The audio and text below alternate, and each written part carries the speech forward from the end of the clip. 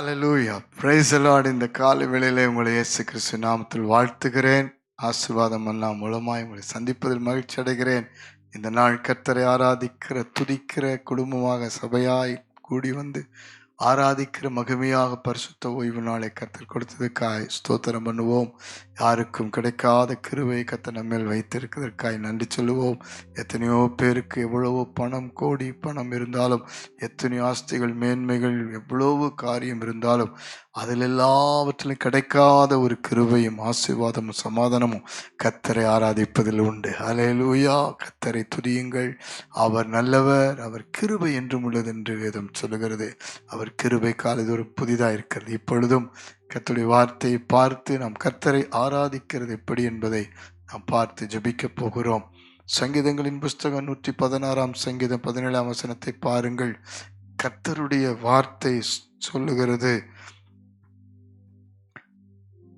நான் உமக்கு ஸ்தோத்திர பலியை செலுத்தி கர்த்தருடைய நாமத்தை தொழுது கொள்ளுவேன். ஹல்லேலூயா. நான் உமக்கு ஸ்தோத்திர பலியை செலுத்தி கர்த்தருடைய நாமத்தை தொழுது கொள்ளுவேன். கர்த்தர் இன்றைக்கு நம்மிடத்தில் விரும்புவது பணம், ஆஸ்திகள் எல்லாவற்றையும் கொடு, பொன் வெள்ளியை கொடு, கோடி கோடியாய் கொண்டு வந்து கொட்டு, இப்படியெல்லாம் ஆண்டவர் நம்மிடத்தில் கேட்பதில்லை.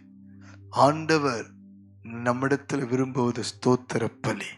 சங்கீதம் 50:15 கடைசி வசனத்திலும் ஸ்தோத்திர பலியை இட்டு பொருத்தனையை செலுத்தும் பொழுது நம் ஜெபத்தை கேட்டு விடுவிக்கிறார். ஸ்தோத்திர பலியிடுகிறவன் என்னை மகிமைப்படுத்துகிறான் என்று வேதம் சொல்லுகிறது. ஆண்டவருக்கு பிரியமானது அவரை துதிப்பது.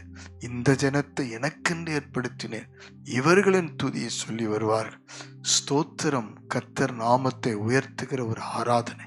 அவருடைய நாமத்துக்கு நாம் எல்லா கனத்தையும் செலுத்துகிற ஒரு காரியம். ஆகவேதான் கர்த்தருக்கு ஸ்தோத்திரம், கர்த்தருக்கு ஸ்தோத்திரம் என்று நாம் சொல்லிக்கொண்டே இருக்க வேண்டும். எந்த பிரச்சனையினாலும் வேதம் சொல்லுகிறது, நீங்கள் எப்பொழுதும் கர்த்தரை ஸ்தோத்தரிப்பது அவருடைய சித்தமாயிருக்கிறது. நீங்கள் ஒன்றுக்கும் கவலைப்படாமல் எல்லாவற்றையும் ஸ்தோத்திரத்தோடு கூட தேவனிடத்தில் தெரியப்படுத்துங்கள் என்று வேதம் சொல்லுகிறது. பிரியமானவர்களே, இந்த நாளிலே ஆராதனையில கர்த்தரை பாடுவது மாத்திரமல்ல, அவரை ஸ்தோத்தரிப்பது மகிமையானது. அவர் செய்த நன்மைகளை நினைத்து ஸ்தோத்திரம் பண்ணுங்க. அவர் நாமம் அதிசயம், அவர் நாமம் வல்லமையுள்ளது. இப்படி அவர் வேதத்தில் அநேக நாமங்கள் உண்டு. அந்த நாமங்களெல்லாம் சொல்லி அவரை உயர்த்துவது, மேன்மைப்படுத்துவதுதான் ஸ்தோத்திர பலி. ஹல்லேலூயா.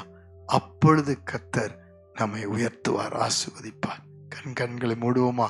இன்று முதல் நீங்களும் உங்கள் குடும்பமும் கர்த்தரை ஸ்தோத்தரித்து மகிமைப்படுத்துங்கள். ஒருவேளை யாரும் ரட்சிக்கப்படாமல் இருந்தால் நீங்கள் ஸ்தோத்தரிக்க குடும்பத்திலே ரட்சிப்பு வரும், விடுதலை வரும், அற்புத சுகம் உண்டாகும், சாட்சிகள் பெருகும். கண்களை மூடுவோம். பரலோக பிதாவே, துதிக்கிறோம், ஸ்தோத்தரிக்கிறோம். காலை வேளையிலே சபையாராக, குடும்பமாக, ஆண்டவரே தேவனுடைய பிள்ளைகளாக இணைந்து உம்மை ஸ்தோத்தரித்து மகிமைப்படுத்துகிறோம். ஸ்தோத்திரம் என்கிற பலியை செலுத்தி நாங்கள் உம்மை மகிமைப்படுத்த கிருபை செய்யும்படி ஜெபிக்கிறோம். இந்த காலை வேளையில ஜெபிக்கிற அத்தனைப்படி வாழ்க்கையிலும் முழு குடும்பமும் உமக்காக ஸ்தோத்திரம் செலுத்தி செய்த நன்மைகளை நினைத்து பாடி துதித்து ஆராதித்து உம்மை ஆராதிக்க உம்முடைய நாமத்தை தொழுது கொள்ள உதவி செய்யும். இப்பொழுது வியாதி படுக்கையிலிருந்து, வேதனையிலே, கஷ்டத்திலே, பிரச்சனைகள், போராட்டங்களிலே, ஆண்டவரே கண்ணீரிலே, துக்கத்திலே, பாடுகளிலே யார் இருந்தாலும் அவர்களும் உம்மை இப்பொழுது ஸ்தோத்தரிக்க உதவி செய்யும். அப்படி செய்ய செய்ய உம்மை துதிக்க துதிக்க, ஸ்தோத்தரிக்க விடுதலை பெற்றுக்கொண்டு உம்மை ஆராதிக்கட்டும், மகிமை செலுத்தி உம்மை ஆராதிக்கட்டும். இயேசுவின் நாமத்தில் அப்படி செய்வதற்காய் நன்றி. மனம் திரும்பாத, ரட்சிக்கப்படாத, பாவத்திலும் சாபத்திலும் இருக்கிற, குடி பழக்கத்தில் வேதனை இருக்கிற ஒவ்வொருவரும் மனம் திரும்ப ரட்சிக்கப்பட இந்த ஸ்தோத்திர பலி ஒரு அற்புதத்தை செய்யட்டும். ஒவ்வொரு குடும்பத்தை ஆசீர்வதியும், ஒவ்வொரு தேவ பிள்ளைகளையும், ஒவ்வொரு சபைகளையும் ஆசீர்வதியும். இயேசு கிறிஸ்து மூலம் ஜெபித்து அர்ப்பணிக்கிறோம் ஜீவனுள்ள நல்ல பிதாவே. ஆமென், ஆமென். God bless you. எப்பொழுதும் கர்த்தரை ஸ்தோத்திரி.